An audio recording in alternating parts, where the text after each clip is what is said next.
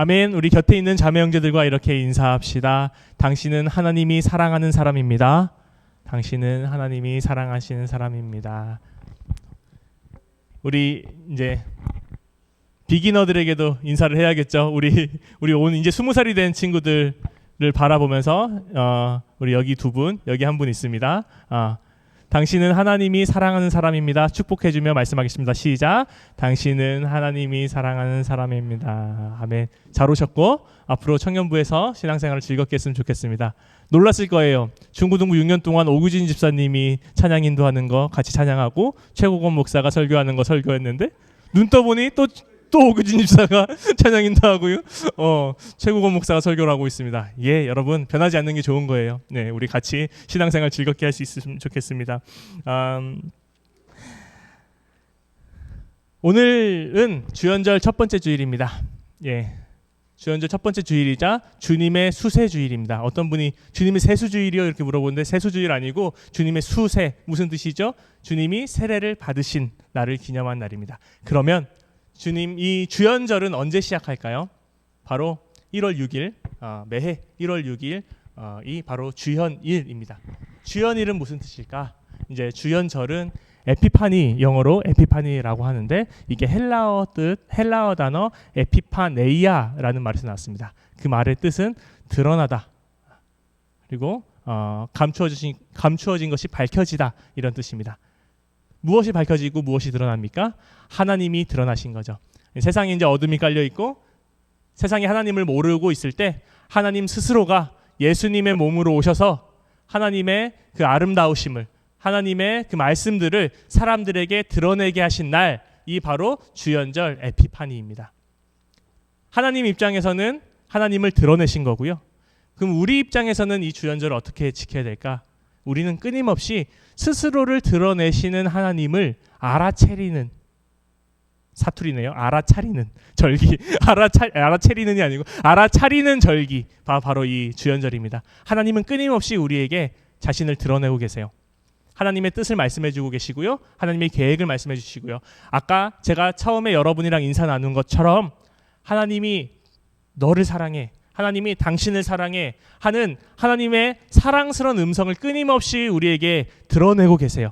그럼 우리 입장에서 해야 될 일은 이 주연절 기간 동안 하나님이 우리에게 드러내시는 것을 알아차리고 하나님의 뜻을 조금 더 알아가는 절기가 바로 이 주연절입니다. 그 첫 시작으로 오늘이 주님의 수세주일, 세례를 받은 주일 주님께서.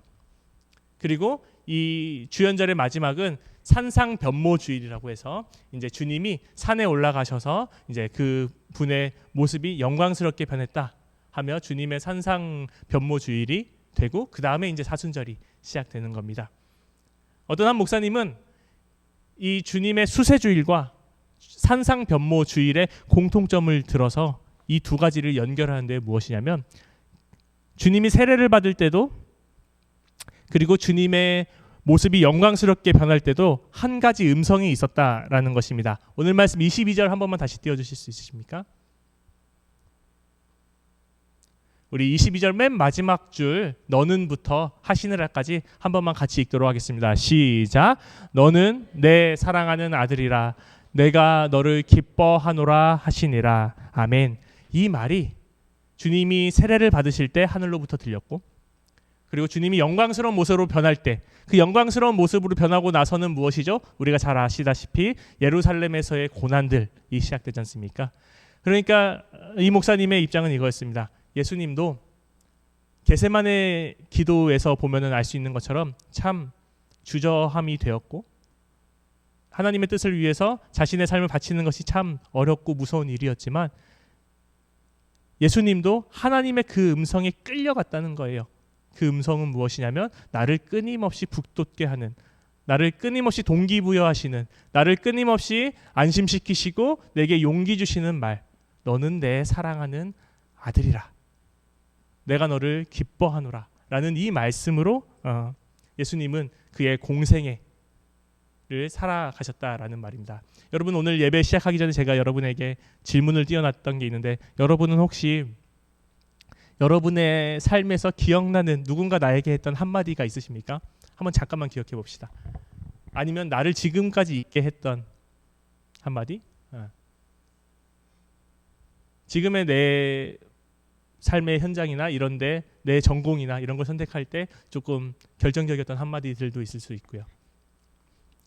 저는 한 가지는 제가 중학교 3학년 때 저희 집이 대표적으로 이제 IMF로 어려워진 집안이에요. 그래서 저는 90년대 성수동에 살았던 사람입니다. 지금이랑 행색이 좀 달랐어요. 뽀얗고 사람들이 지나갈 때 아유 예쁘다 해주는 사람이었는데 IMF 때 이제 집안이 도산을 하게 돼가지고 저 어디 경북 김천으로 내려가서 이제 삶을 살게 되었죠. 그런데 중학교 3학년 때 뭐가 그렇게 힘들었는지 모르겠지만 기도회 때 이렇게 기도를 했어요. 하나님 너무 힘듭니다. 그것만 기억나요. 뭐가 힘들었는지는 기억이 안 나거든요. 하나님 너무 힘듭니다. 하나님 너무 힘듭니다. 하나님 너무 힘듭니다. 이렇게 기도를 했는데 그때 한 수백 명이 모이는 청소년 집회에서 그런 기도를 드렸는데 앞에 있던 목사님이 기도 인도하시다가 갑자기 이런 말씀하시는 거예요. 예수님이 더 힘드셨다. 난 이런 말씀하셨어요. 처음에는 아니 일단 첫 번째로 그 목사님이 제 기도 소리를 들었을 리는 없는데 두 번째로 예수님이 더 힘드셨다가 나한테 위로가 될 말인가? 너 힘들어? 근데 예수님이 더 힘들었어. 이게 별로 위로가 되지 않는 말이잖아요. 그런데 가만히 곰곰이 생각해 보니까 제가 여러분에게 요즘도 자주 하는 말, 예수님이 고건이 너가 겪을 어려움 다 겪으셨고 그리고 그것을 그냥 겪고 끝나는 것이 아니라 그것을 승리로 이끄셨고 그것을 기쁨으로 바꾸셨고 너가 견딜 수 있게끔 예수님이 다 이미 무너뜨려 놨다. 너가 지금 아프지만 너가 지금 힘들지만 예수님과 함께 그 길을 무너뜨려 나가는 게 중요하지 않겠느냐라는 메시지로 받아들였어요. 그 말은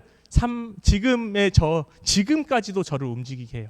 예수님이 아직도 저는 수많은 목회 경험이 필요하고 이제 수십 년 동안 목회를 하게 될 텐데 수많은 일들이 있겠죠. 예상하지 못한 일들도 있을 거고 어려움도 있을 거고 말하지 못할 아픈 일들도 있을 텐데 저는 제가 중학교 3학년 때 그 목사님으로 들었던 말씀, 예수님이 이미 그거 다 겪으시고 꺾어 놓으셨으니 나는 이제 용기를 가지고 예수님과 함께 살아가야 된다. 저는 이 말씀이 저를 이끌어가는 한마디 말이에요. 여러분은 혹시 여러분을 이끌어가는 말이 있는가? 저는 이거 개인적으로 한 분 한 분 물어보고 싶은데 오늘 제가 여러분에게 설교 때 하고 싶은 말씀이 이거예요. 우리를 이끌어가는 주님의 음성에 귀를 기울여야 돼요. 주님은 우리에게 끊임없이 말씀하고 계신데 어쩌면 우리는 그 음성을 잘 분별하지 못하고 잘 들으려고 하지 않고 그러고 있는 것은 아닌가라고 생각을 하고 있습니다. 오늘 말씀은 세례 요한이 이제 사람들로 하여금 세례를 베풀고 또 회개를 요청하는 그런 장면이에요. 여러분 회개라는 말은 헬라어로 메타노이아인데 회개가 여러분 뭘까요? 제가 잘못했어요 하나님. 제가 뭐 예를 들어서 누가 있죠? 수정자매가 제가 이번 주에 그러면 안 되는데 누군가의 돈을 뺏었어요. 이러면 하나님 죄송해요 라고 회개를 하잖아요.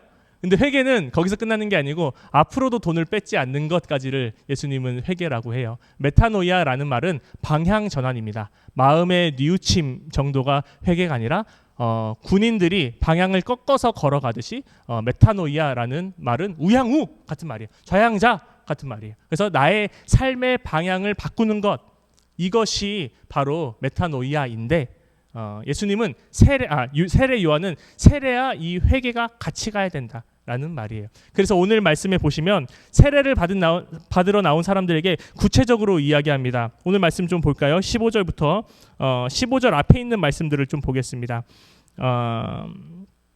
자, 10절 보시면 무리가 물었대요. 누가복음 3장 10절.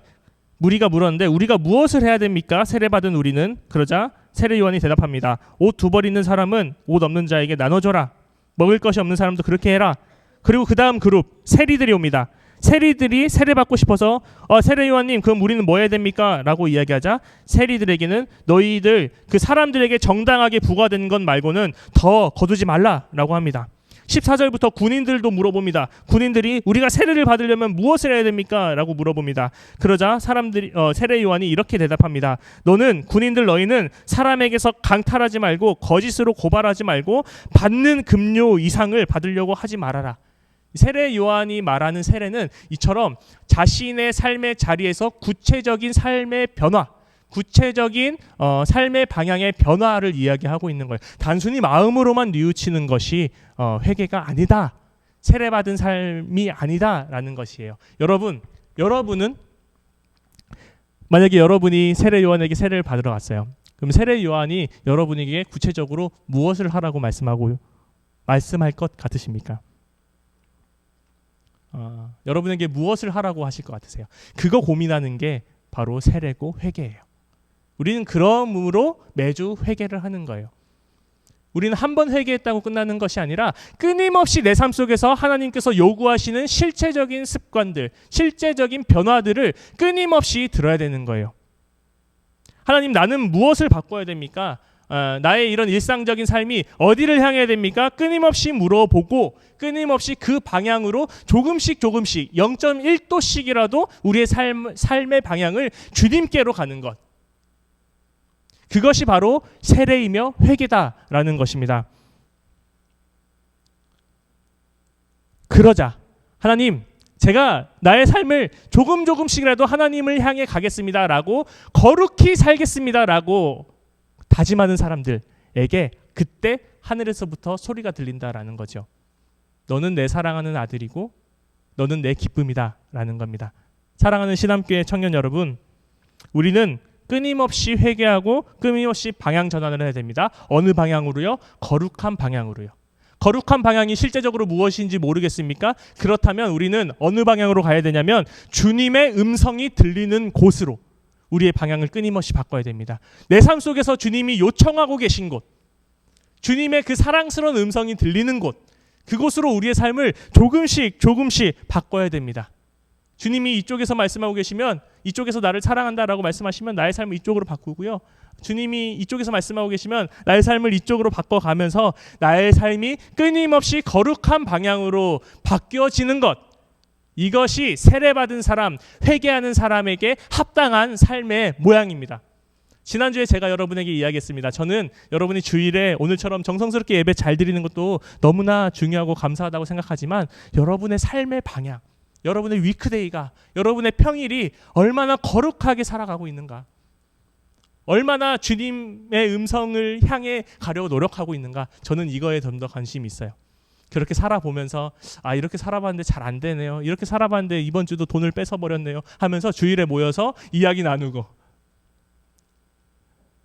그러면은 주님의 방향에 걸맞는 게 무엇일까요? 같이 한번 주님의 방향이 무엇일까 같이 한번 알아보고 같은 곳을 바라보고 그곳을 향해 갈 수 있는 곳, 그것이 바로 교회이고 신함교회 청년부입니다. 사랑하는 신함교회 청년 여러분, 특별히 오늘 이제 20살이 되어서 처음 청년 예배를 드리시는 분들, 이곳이 청년부입니다. 우리가 같이 치열하게 삶을 거룩하게 한번 살아보려고 하고, 살다 보면 힘들어요. 어려운 일도 있고 답답한 일도 있고 지치는 일도 있고, 하지만 그럼에도 불구하고 주일에 다시 한번 모여서 하나님의 말씀이 무엇인가 다시 기억하고 우리가 살아가야 될 방향이 무엇일까 혼자 고민하지 않고 함께 고민하며 격려하며 나아가는 곳, 그곳이 우리 신함청년부입니다. 그러니 우리 같이 올해도 주님의 음성이 들리는 곳으로, 우리를 사랑스럽다 하시는,